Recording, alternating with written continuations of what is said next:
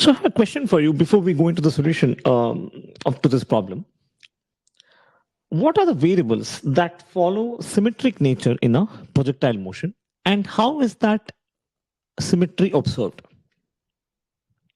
Okay. Now, given to us in the question that a ball is thrown vertically up with a certain velocity VA, it reaches the maximum height h. So this complete height here is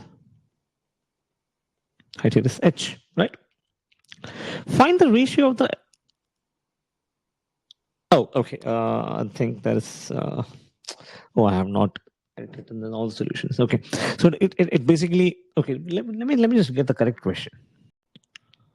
So actually, the questions ask find the ratio of the times in which it is at the same height while going up and down, respectively. Same height. What? Same height. H by 3. So while going up, it reaches a point C, h by 3, say at some point T1. And while coming down, which is, so this is motion along AB, and then we have motion along BC coming downwards. It crosses the same point, which is C at a height at h by 3, but this time at time T2. What is the ratio of these times, T1 and T2?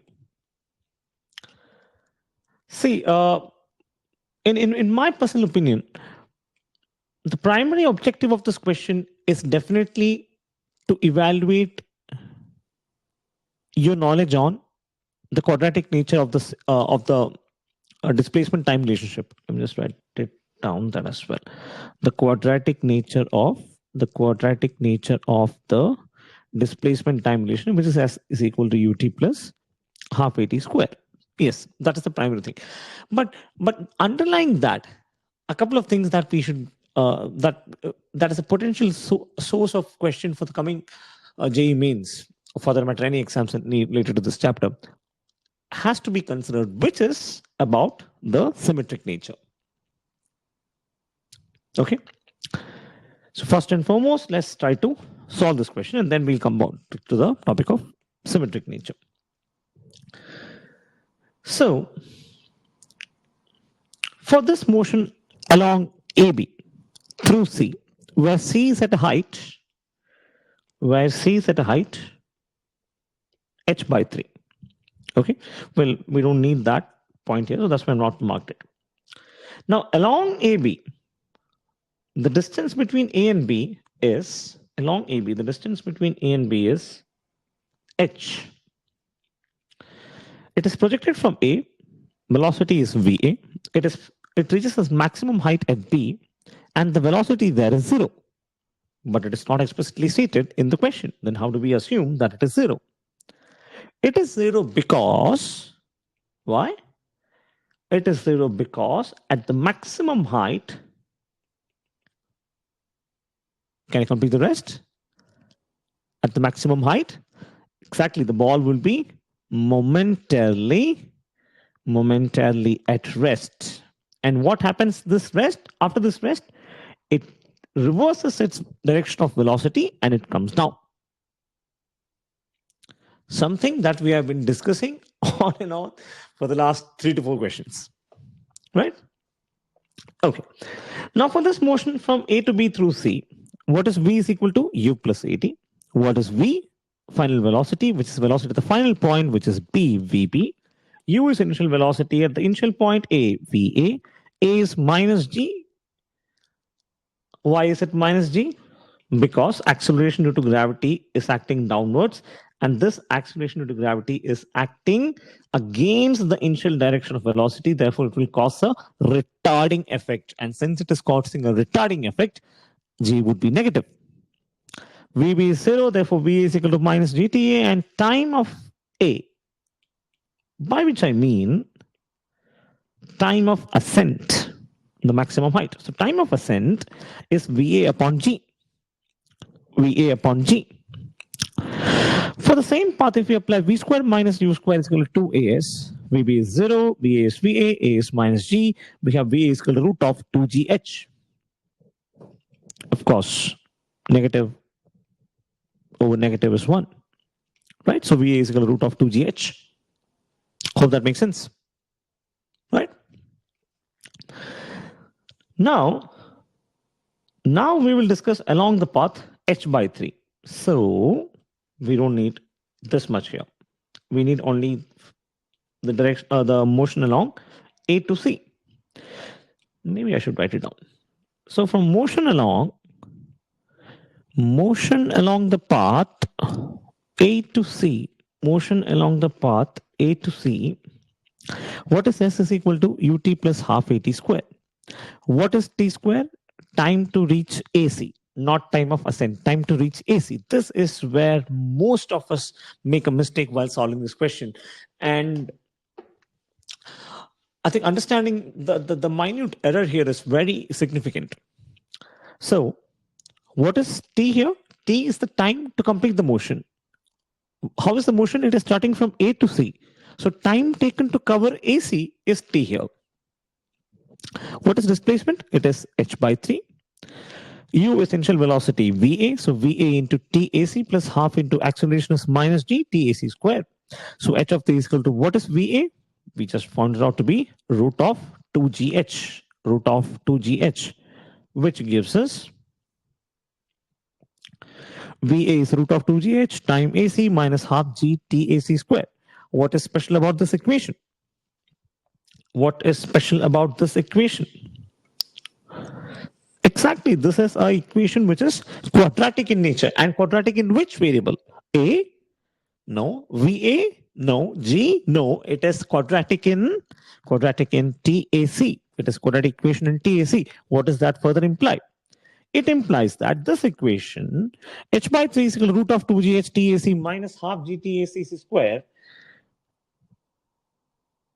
can be written as, which otherwise can be written as 0 is equal to half GTAC square minus root of 2gh TAC plus h by 3, can be compared with the equation ax square plus bx plus c is equal to 0. And what do we get out of that? What we get is a is equal to half g, b is equal to minus root of 2gh, and c is equal to h by 3.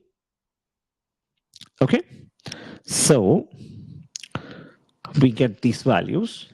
A is equal to gt square by 2, b is equal to minus root of 2gh, c is equal to h by 3. And if we have these, we have x is equal to minus b plus or minus root of b square minus 4ac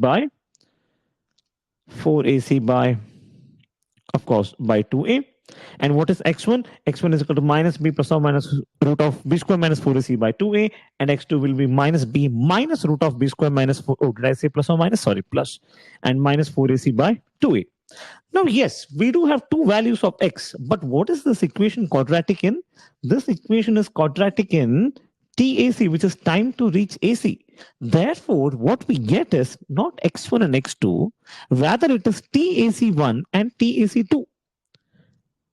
Which means if we solve this equation, what we get is two instances of time at which the ball is at the same position in the vertical projectile motion. Okay.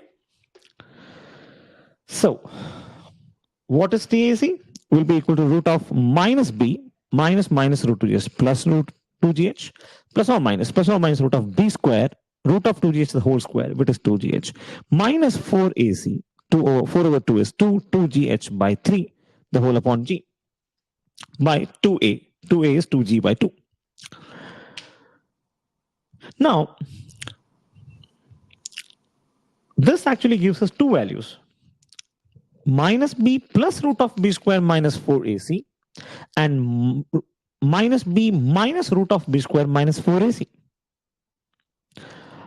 2 times 3 is 6, 6 minus 4 is 2, 2 times 3 is 6, 6 minus 2 is 6 minus 4 is 2, plus minus.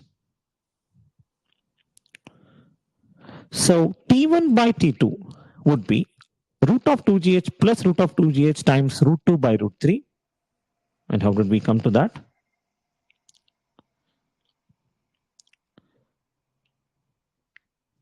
Okay, now guys, that will be really basics of algebraic, right? Let's not spend time there. Okay, so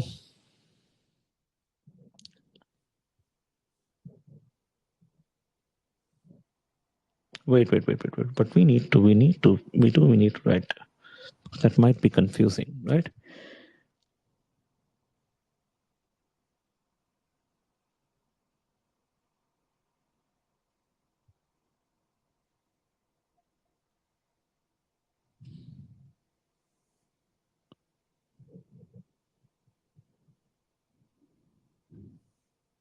Did I make a mistake here? No, I think I have made a mistake here. Okay, guys, give me a second to rectify this. Sorry for the delay. So, the mistake was not in the upcoming part. It was already done in this section here, where I wrote.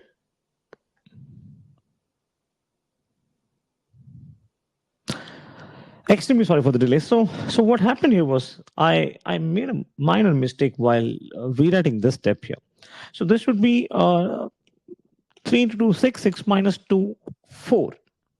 Instead, I wrote that as 2. That's where the mistake came up. Okay, anyway.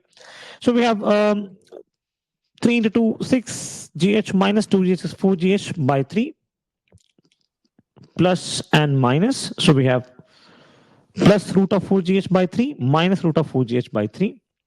And when we take the ratio T1 by T2, what happens? The G by G is 1. And we're left with root of T2GH plus root of 2GH root 2 by 3 minus root of 2GH root 2 by 3. I divide this complete expression by root of 2GH root of 2GH. Now, how did this root 2 come up here? Very simple. Because root of 4GH can be written as root 2GH into 2, which can be split as root of 2GH into root of 2. Root of 2GH into root of 2. Then I divide this complete expression by root of 2GH, which gives me by 1, 1, 1, and 1, which is 1 plus root 2 by root 3 by 1 minus root 2 by root 3, which is further equal to root 3 plus root 2 by root 3 minus root 2. Okay, so this is what we have to say regarding the question here. Now, so it's a very humble request that you please write down these steps, write down these solutions along with me, and please don't skip up. Please, guys, very humble request. Please don't skip up the coming solutions. So I have close to 5 to 6 additional parts, which I consider, which in my opinion is the significant underlying concept of this question. And when there is a concept which is underlying for a given problem in a previous question, what does that imply? Exactly, it implies a potential question in the coming JEE mains. So please, I request you, do not skip the coming solutions. We will try to do the same question using v is equal to u plus at and v square minus u square is equal to 2as alone by splitting the motion into two halves. Something which is very time consuming for the point of view from the point of view of JEE mains, but is very conceptual. It will show you it will give you further insights on selecting the direction of velocity and acceleration during the complete motion. And I don't want to solve this question using work energy, power, and mechanical energy conservation. In fact, you can try doing that, and you should probably get the same answer. In fact, you should be getting the same answer. So go through those two approaches. If you have any confusion, if you have any queries regarding that, feel free to write to me, and we'll discuss on that as well. But as of now, I'm not going to dive into work energy, power, and conservation of mechanical energy and work energy theorem. Okay, but we will have to go through the motion in two halves in detail and about the symmetry of it. Okay, right. So now let us try to do the same question by considering the motion as two halves, while going up and the other going down. So yes, this is what I want you to write down.